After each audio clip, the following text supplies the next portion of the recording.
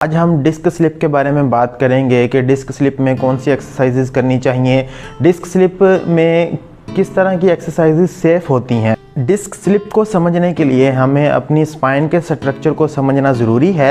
जब हम अपनी स्पाइन की यानी रीढ़ की हड्डी की बात करते हैं तो हमारी रीढ़ की हड्डी में दो मोहरों के दरमियान एक सॉफ्ट स्ट्रक्चर मौजूद है जिसे हम डिस्क का नाम देते हैं। इस डिस्क की जब हम बात करते हैं स्पेसिफिकली तो इसे हमें सेंटर में एक स्ट्रक्चर नज़र आता है जिसे हम न्यूक्लियस पल्पोसस कहते हैं और इसके अराउंड में कुछ लेयर्स होती हैं। उन लेयर्स को हम एनुलस फाइब्रोसिस का नाम देते हैं। किसी भी पैथोलॉजी की वजह से, किसी भी ट्रॉमा की वजह से, एक्सीडेंट की वजह से जब प्रेशर आता है तो जो न्यूक्लियस मटेरियल है ये प्रेशर इंसर्ट करना शुरू कर देता है बाहर की तरफ या आगे की तरफ या पीछे की तरफ। तो जिस साइड पे इसका प्रेशर आता है उसके अकॉर्डिंग ही हम डिस्क की पैथोलॉजीज़ को कैटेगराइज करते हैं। डिस्क की पैथोलॉजी को समझने के लिए हमें बहुत ज़्यादा डिटेल की ज़रूरत पड़ती है। इस वीडियो में हम ख़ास तौर पर बात करेंगे उन एक्सरसाइजेस की जो कि डिस्क स्लिप के पेशेंट्स को हम होम प्लान में बताते हैं, यानी कि वो एक्सरसाइजेस घर पे कर सकते हैं।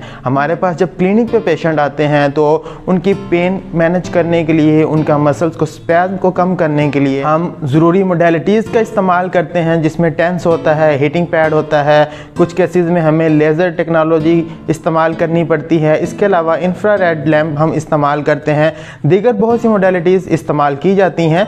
तो होम प्लान में जो एक्सरसाइजेज बताई जाती हैं हम अभी आपको वो एक्सरसाइजेज परफॉर्म करके दिखाएंगे, तो इस वीडियो को एंड तक पूरा देखिएगा।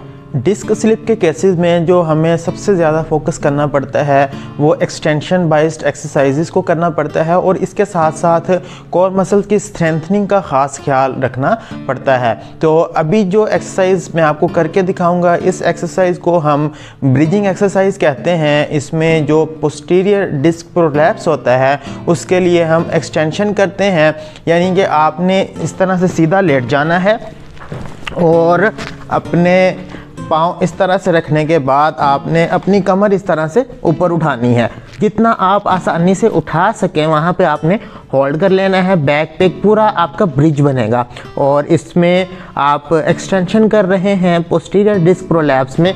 ये बहुत इफ़ेक्टिव एक्सरसाइज होती है। अगर हम इसकी ड्यूरेशन की बात करें तो जितना आप आसानी से होल्ड कर सकें, शुरू में आपने करना है, शुरू में मोस्टली 5 सेकंड हम रिकमेंड करते हैं और उसके बाद आपने रिलैक्स हो जाना है और अगेन इस एक्सरसाइज को आपने रिपीट करना है। ब्रीदिंग एक्सरसाइज डिस्क के पेशेंट्स के लिए बहुत हेल्दी और सेफ एक्सरसाइज है। डिस्क के केसेस में बहुत से लोग जो गलती करते हैं कि वो बाइलैटरल यानी कि दोनों घुटनों को अपनी चेस्ट की तरफ करते हैं। ये एक्सरसाइज आपने नहीं करनी। इस एक्सरसाइज से अक्सर जो पोस्टीरियर डिस्क प्रोलैप्स है उसके चांसेस बढ़ जाते हैं। डिस्क स्लिप की वजह से या बैक पेन की वजह से जो हमारे बैक के मसल्स हैं उनमें स्पैज़म होता है और उसके लिए कुछ लोग स्ट्रेचिंग एक्सरसाइजेज कर रहे होते हैं। तो ये सेफ एक्सरसाइज नहीं है कि आप दोनों घुटनों को एट अ टाइम अपने चेस्ट की तरफ लेके आएँ। तो ये एक्सरसाइज आपने परफॉर्म नहीं करनी। डिस्क प्रोलैप्स को मैनेज करने के लिए कोबरा स्ट्रेच बहुत ज़्यादा हेल्पफुल होता है। अगर आपको फुल स्ट्रेच करना पेनफुल हो तो आप शुरू में सिर्फ इस पोजीशन को अडेप्ट कर लें। इसमें आपकी बैक की एक्सटेंशन हो रही होती है और जब आप यहाँ तक कंफर्टेबल होल्ड करना शुरू कर दें तो फिर आपने आहिस्ता आहिस्ता अपनी फुल रेंज पे अपने आप को लेके आना है। आपने अपनी एल्बोज़ को इस तरह से एक्सटेंड कर लेना है, सर अपना ऊपर की तरफ आपने करना है और आप इसमें बैक पे पूरी एक कर्व महसूस करेंगे। आपको लो बैक में बाकायदा एक स्ट्रेच महसूस होगा। प्रोलैप्स को मैनेज करने के लिए ये कोबरा स्ट्रेच या बैक एक्सटेंशन एक्सरसाइज बहुत ज़्यादा मुफीद होती है। डिस्क प्रोलैप्स में जो नेक्स्ट एक्सरसाइज पेशेंट्स को परफॉर्म करवाते हैं उसको हम बैक एक्सटेंशन एक्सरसाइज कहते हैं कि आपने अपनी लेग को पीछे की तरफ इस तरह से उठाना है।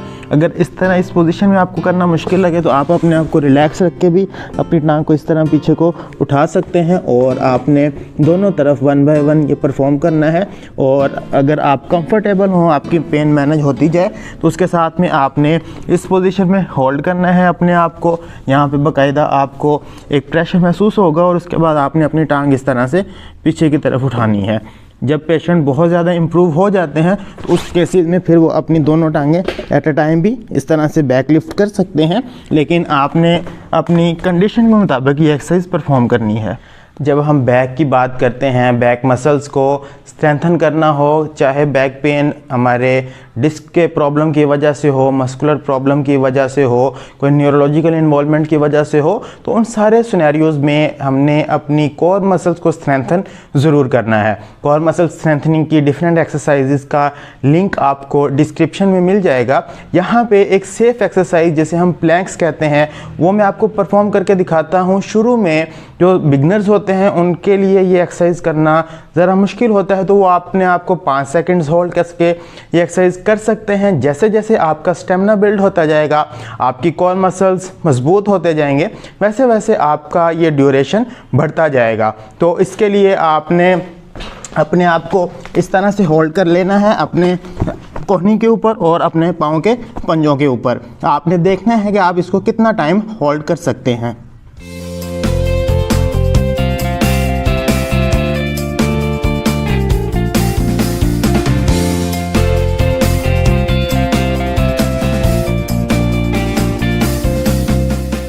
जब हमारे पास पेशेंट्स क्लिनिक पे आते हैं तो उनकी हिस्ट्री टेकिंग के बाद हम कंप्लीट असेसमेंट करते हैं और उसके मुताबिक उनके लिए इंडिविजुअल कस्टमाइज्ड ट्रीटमेंट प्लान तैयार किया जाता है। ये जो एक्सरसाइजेज हैं ये सेफ़ एक्सरसाइजेज हैं, इनको आप घर पे कर सकते हैं, लेकिन इसके अलावा अगर आपकी दर्द मैनेज नहीं हो रही, आपकी डिस्क प्रॉब्लम की वजह से आपको कॉन्टीन्यूसली पेन है, तो उसके लिए आपको अपने फिजियोथेरेपिस्ट से ज़रूर कंसल्ट करना चाहिए। आप हमारे पास क्लिनिक पर तशरीफ़ लाना चाहते हैं तो आप नीचे दिए गए नंबर्स पर रब्ता करके हमारे पास क्लिनिक पर तशरीफ़ ला सकते हैं। हम उम्मीद करते हैं कि आपको आज की ये वीडियो पसंद आई होगी। आप कोई बात पूछना चाहते हैं या अपना फीडबैक देना चाहते हैं तो कमेंट्स में ज़रूर लिखिएगा। अपना और अपने प्यारों का बहुत सारा ख्याल रखें, दुआओं में याद रखिएगा। अल्लाह हाफिज़।